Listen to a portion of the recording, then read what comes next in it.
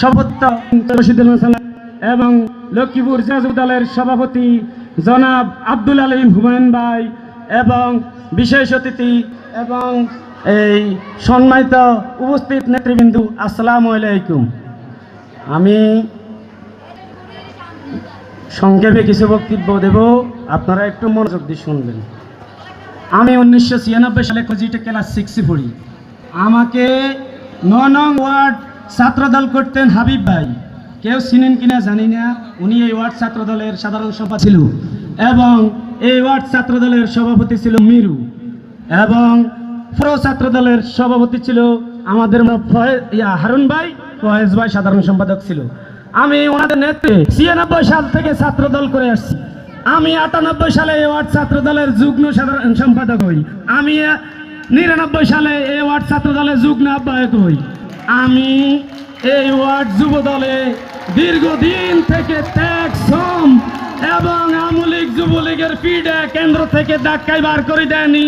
Police আমার ঘরে হামলা করনি, আমার ঘরে ভাঙচুর করছে পুলিশ যুবলীগ। লক্ষ্মীপুর ওয়ার্ড থেকে যুবলীগ আসি আমাকে আইবেলি বাজারের উপরে সবাই জানেন কিনা। আমি ওয়ার্ড যুব দলে অনেক ত্যাগ শ্রম দিয়ে এখন পর্যন্ত আসছি। আমি যুব দলের সাধারণ সম্পাদক ছিলাম, আমি যুব দলের জয়েন্ট সেক্রেটারি ছিলাম, সহ সাংগঠনিক সম্পাদক ছিলাম। আমার কি আসারে পারে না এই ওয়ার্ড দলের সভাপতি যুব দল থেকে বিদায় অংশগ্রহণ করা এবং এই দলকে আমি সঙ্গ করি নাই। আমি যদি দলের জন্য আমার সংগ্রাম ত্যাগ, আমার স্ত্রী ধরা ঢুকছে পুলিশে, আমার মুখের উল্লাহ রাইকা বেড়ি কথা কো তোর জামাই কো তোর জামারে ধরে লয়ে যেতে মাইছি।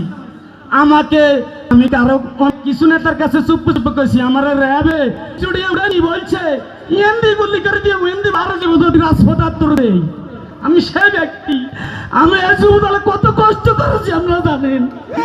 আমার একটা দোকান আছে আইবালি ফুল ভাত, আমার দোকানে আমি দলের নেতা কর্মী করে চা নাস্তা বসে আগে রেখেছি এই 17 বছর। আমি আপনাদের কাছে দাবি, আমি এই ওয়ার্ড যুব দলের সভাপতি হয়ে আমি এই ওয়ার্ড যুব দল থেকে বিদায় নিতে চাই। আমি পুরো জেলার পথ চাই না, আমি যেন এই ওয়ার্ড যুব দলের অন্তত সভাপতি হয়ে আপনাদের খেদমত করতে পারি, এই আহ্বান রেখে আমি আমার বক্তব্য শেষ করছি। আসসালামু আলাইকুম। ধন্যবাদ।